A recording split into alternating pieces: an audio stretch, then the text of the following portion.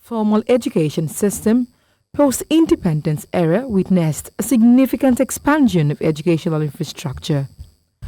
The government, recognizing the role of education in national development, embarked on various reforms aimed at increasing access and improving quality. While there was initial expansion and reform, the sector has faced enduring challenges, leading to a significant decline in quality and performance. The Nigerian educational system post-independence has seen massive development. However, in recent years, Nigerians across the country, particularly students and educators, complain about the declining quality of education owing to some of these challenges. The school fees is increasing, poor infrastructures in a class, because I'm studying English. In a class, we are up to 500. Isn't even conducive for learning. Current year 4, they are graduating. They have used 6 years instead of for a 4-year course.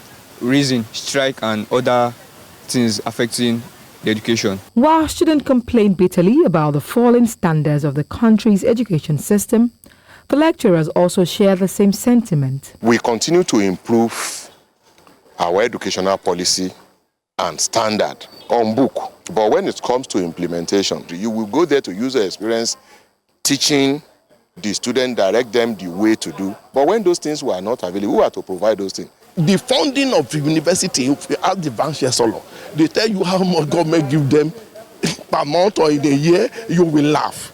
Okay? So university can barely not even pay for the electricity bill. However, the recent moratorium placed on the creation of Nigerian public universities by the federal government is expected to improve the country's quality of education, according to the education minister. Now we're witnessing significant deterioration of infrastructures, both physical and manpower, at these federal tertiary institutions. So, and if we do not act decisively, what we'll have significant reduction in the quality of graduates coming out of these institutions, which will impact our global rating and the respect that the international community has for the graduates. The hope for educational reforms reawakened in the early 80s. Aside from the inconsistency in the education system, the curriculum has been a major problem, hence a recent overhaul by the Federal Ministry of Education. The essence of this new curriculum is to make sure that by the time they graduate, they are ready for employment, or they can even deploy the skills. Yes, but what environment are we leaving for them to do to achieve all of this? However, quality of education remains a distant dream for many children across the country. Too many are either out of school or receiving inadequate education. A survey conducted by the United Nations Children Fund indicates that the number of out-of-school children in Nigeria has risen from 13.2 million to 18.3 million.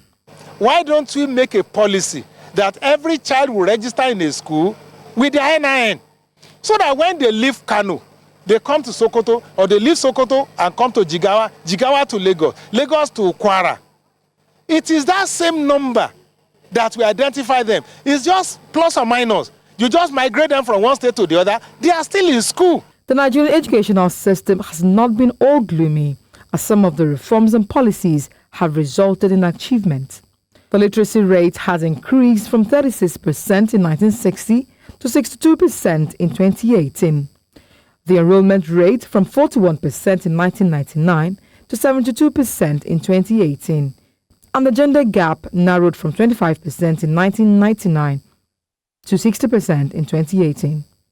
In addition to this, the country's digital literacy rate, which is at 50% but aims to be at 70% by 2027 and 95% by 2030, according to the National Information Development. The smartphones alone, being able to utilize them for learning is really, really important, so that they can now bring that down to their students, and the students be able to utilize that in really expanding their learning outcomes. The UN Sustainable Development Goal is targeting inclusive and equitable quality education. But Nigeria in its 65th year appears to be miles away from achieving that. It behoves on the relevant authorities to rise to the challenge and change the course of events in the sector to guarantee lasting development. In Lagos, for News Central, Omolola, Ololade.